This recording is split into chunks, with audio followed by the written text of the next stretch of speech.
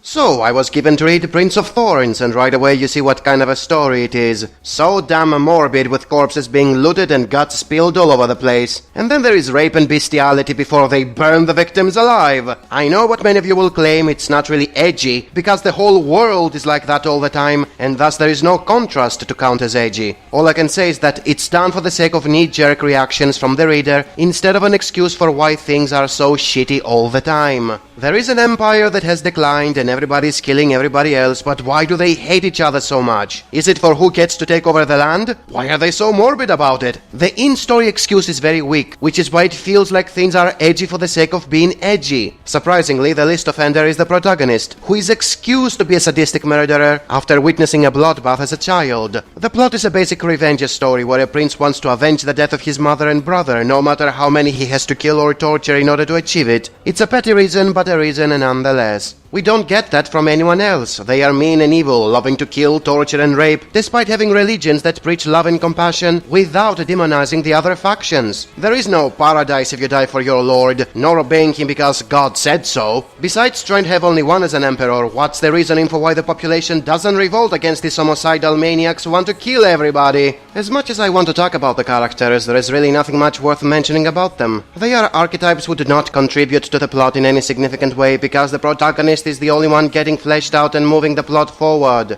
As much as I want to talk about the setting, all we are told is that it's a second Dark Age, 11 centuries into the future after a Holocaust, and nothing else gets elaborated. It goes to waste since its state is never the reason for why everyone is acting or living the way they do. It could have been so easy to just say there are not enough resources, so only the chosen few can survive, or that an emperor is prophesied to bring a utopia, and yet we get nothing. It remains a blank canvas with a cool background idea for the protagonist to abuse, since he somehow knows about ancient technology by being educated, while everyone else who is educated doesn't. It's essentially a plot device, so he can use weapons of mass destruction to kill his enemies with very cheap ways, as always without giving a shit about the cost. It's a single man's book with an edgy cover and an edgy title. And when it's not being edgy, because the protagonist is not constantly raping or killing, it's boring since nothing of interest is going on. A huge battle with undead can be taking place and you will be left completely unengaged since none of the participants get any focus to make you care about them. You're just waiting for the next morbid thing the protagonist will do. Anyways, whatever plot can be found in this book can be summed up as the protagonist trying to win the favor of his father by causing a genocide, only to be called a traitor by his very father, who had sent him on a suicide mission so he can get rid of the last survivor of his former wife's lineage. Of course, the author doesn't let the protagonist die, and instead has him escaping captivity pretty easily, confronting the killer of his family soon afterwards, and through an ass-pull he gets magical powers and captures him, thus taking over his land and becoming king. What a lazy final showdown! And that's why the first book of this trilogy is not a dark subversion of epic fantasy, as many think in the other reviews, but just more edgy garbage.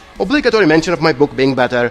The second book is surprisingly much better in overall. Many passages are poetic, the morbid scenes are much fewer, and we get more insight to the characters. The plot is non-linear, and there is a second point of view to show us how someone thinks about Jorg and all the terrible events he caused. Although there are still a lot of disgusting events in it, they feel more dramatic than shocking. The post-apocalyptic world is now a place of sorrow instead of a cheap excuse for having the protagonist and his team slaughtering and raping for the amusement of the reader. Even the few scenes where the edge is over the top are used to portray the ruthlessness of the nobles and how they are taught from a young age to be brutal if they want to defeat the other kingdoms and become the emperor to rule them all. Even the conflicts are more engaging this time since they have a direct relation with the protagonist. When in the first book his team was attacked by undead, I didn't care one bit, it felt like a random monster encounter. Over here, amongst the undead, you find the former companions of Jorg. It's as if he's facing the demons of his past, since all these men died because of his actions. Unfortunately, the author is still resolving everything with lazy ass pulls, which makes every victory hollow because it wasn't earned. The undead are defeated somehow by summoning an army of ghosts through the hidden powers of the protagonist. Why was he even running away for so long when he could simply do that from the very beginning?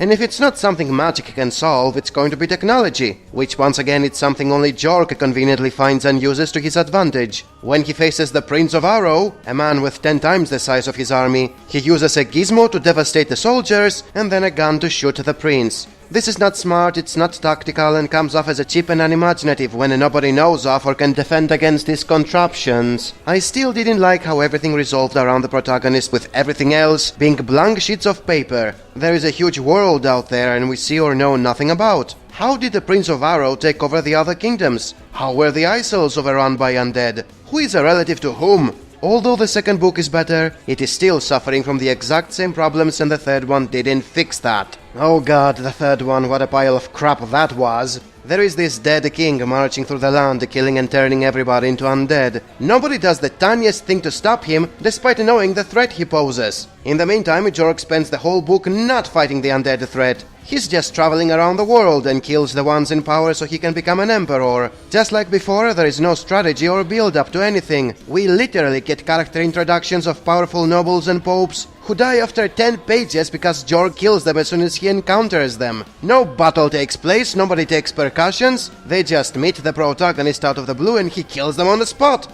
After 4 times of repeating the exact same thing, and several hundreds of pages where nobody does a thing to stop the dead king, Jorg demands from the rest of the nobles to accept him as an emperor. As soon as they do it out of fear and not because they consider him worthy, the dead king appears out of nowhere and renders the whole emperor election plot that took up 90% of the book completely pointless. Not only that, he reveals to be Jorg's dead brother from the first book. How did he survive and manage to become the Lord of the Dead? We are never told. And it doesn't even matter because Jorg just stabs him to death with a simple weapon, which somehow kills the most powerful creature in existence. After that, he is too stabbed to death by some bitch. And then somehow the siblings become ghosts who stop the end of the world by shutting off a machine. Where did this machine come from? How did they become ghosts that can stop machines? What is going on here? We are never told. And then the book ends. There were 0 explanations, every new character was getting killed 10 pages after his introduction, and the ending made no sense. This is one of the worst conclusions I have read in my life.